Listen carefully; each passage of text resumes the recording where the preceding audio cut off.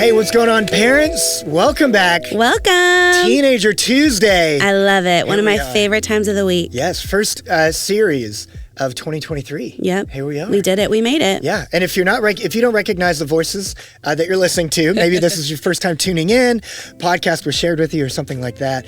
My name is Will Perry. I'm the lead student pastor at Hope Fellowship, and with me is... Hi, guys. My name is Tisha Solomon, and I am the student pastor at the Frisco East Campus. Yes. We're so glad to be with y'all today. So excited, very excited to start this series. For sure. It's something that all parents kind of navigate, all parents talk through, all parents hopefully talk with their students about, or at least have worries about, and it is just simply friends. Yeah. For 5 of the next 6 weeks, we're going to be talking about friends, friendships, and all kinds of different topics inside of that, which, Tisha, you were kind of mentioning that this is something that you've gone through with your kids. Yeah. I have 3 teenagers, and this is something that we've walked through with our kids. And I would say probably every parent listening to this podcast can say, yeah, me too.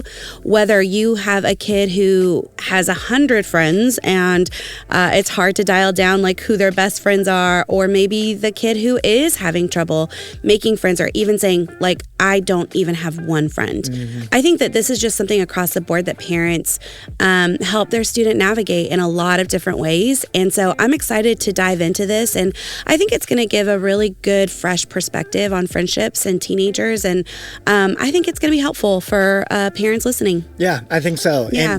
And, we do a survey to start the year, and mostly on Facebook. Mm-hmm. And we had over 400 parents reply to that. That's amazing. And voted on either different topics or put in topics. And friendship was the second most voted on, like, hey, help us out with this. Right. Behind a series that we're doing a little bit later into this year on just being a Christian in a non-Christian culture, that kind of stuff. So very excited to get the year started. For sure. And on this episode, part 1 of Friends, we're going to be talking about navigating loneliness with your student, and maybe through 3 different lenses to perspectives that we can kind of look at as parents and guardians and grandparents of teenagers who feel lonely, are lonely, feel like they, maybe like you said, you're like they have a ton of friends, or they have a bunch of acquaintances, and they don't really have any close friends. So we've talked about this, Will. So sorry, we've talked about this where students talk about this all the time and how they feel lonely, and how Gen Z is like the loneliest generation. Yeah. And students are feeling it. They're the most connected because of social media, but they are the loneliest. And so how do we help our kids navigate this? And I think that a little bit they have lost the art of being a friend and becoming a friend and learning how to be a friend. And it's our job as parents, like, to help them navigate that and help them figure it out. Yeah, it is. So the first perspective, the first lens that we're going to kind of look through on this, on loneliness, is, again, something that maybe you haven't really thought about, because I think loneliness, we go immediately to, are they around people? But the first perspective is sometimes loneliness can come from a lack of vulnerability. Yeah, it might not matter how much of the time you're around people if when you're around people, those people don't actually know you. Yeah. You're not open with them, or you haven't, as a person, you haven't practiced being open in an appropriate way, in a good, vulnerable way.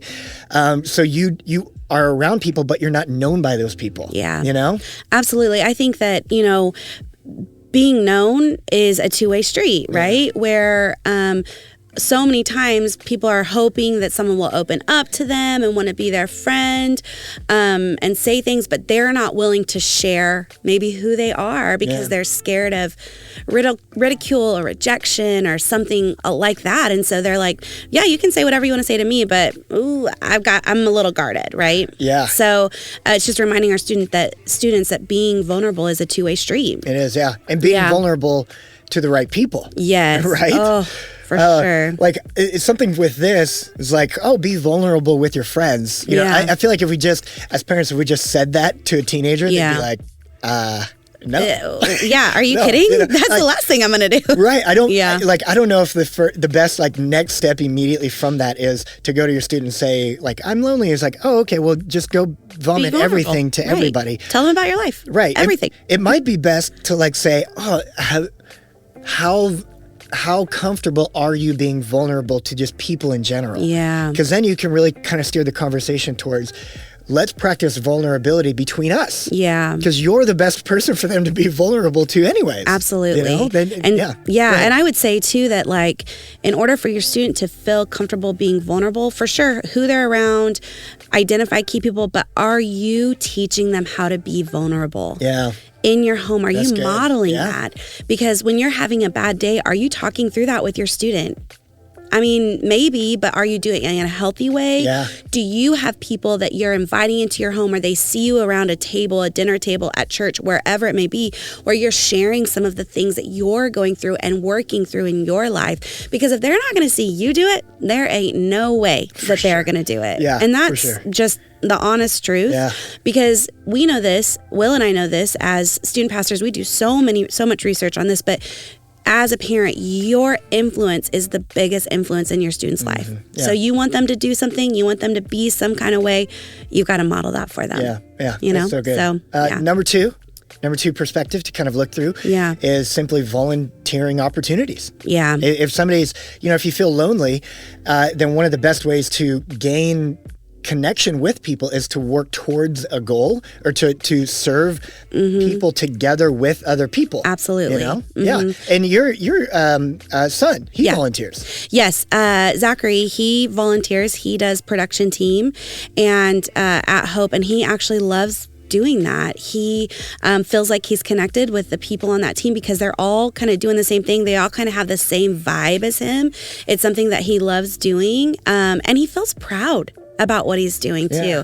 And I think there's something about that. And he sees those guys at church and girls, and like, hey, hey, how you doing? It's an instant connection for him. And I love that. In fact, my two of my kids volunteer and they love it. It's a really healthy outlet for them, and they know people because of that. They're connected because of that. Which is so cool. Which is so cool. And there's research around, if you are doing something with other people towards something, there's just so much more mental health. It'd be too long to talk about right now, but just quickly, I remember seeing last year this study came out about sports and how team sports really bring mental health. It showed even in individual sports like tennis and golf, they didn't score as high on mental health as the team sports. Yeah, because so it's an individual. Yeah, exactly. That's it's like doing things together. Yeah, that's good. And I think, just knowing what your student is passionate about and helping them find a group of people that's passionate about the same thing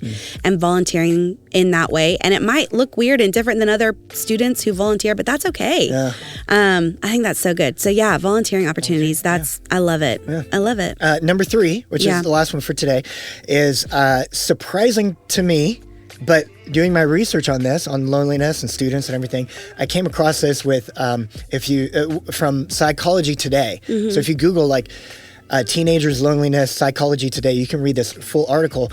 But the article talks about how self-control is a major factor when it comes to loneliness, which was surprising to me at first. But then as I read through, it wasn't as surprising, because it talked about how the better we are at self-control, it's just people, but specifically in teens, the better we are with self-control, then the more intention we have in conversations and interactions with people. It's almost like as you work on your self-regulation, self-control, the better you are about interacting with people in a way that they would like to be around you. If you think about the people that you really don't want to be around, there's probably lack of self-control. And maybe something that you, like an annoying tick or something like that, or maybe they're talking too much about themselves or something along those lines. And so if I can see how self-control would really play into that, because it's almost like self-control is creating self-awareness in your student, which I can see that. And how many students are completely self-aware? I mean, how many adults are completely self-aware? Scripture says only God can know us. Right, absolutely. We can only know us fully. Only know us fully to everything that we are, And so, I think self-control in that way, and learning self-control and helping our kids figure that out can be so crucial to friendships and loneliness, and maybe breaking out of that shell. Yeah. And again, it's something that maybe a lot of us don't even think about. No, of like, for it sure. takes self-control to have good connections and relationships with people. So, parents, we hope this was helpful. This is, again, part 1 of a 5-part series. Yes. Next week, we're going to be tackling a good friendship, but from the perspective of how can we help our students become good friends. Mm-hmm. And then later we'll get to how we can help them find good friendships. So for now, I'll sign off for us. Signing off today, you can do this. You're not alone. God is with you, and so are we. Have a great week. Yes, we love you, parents. See you next time.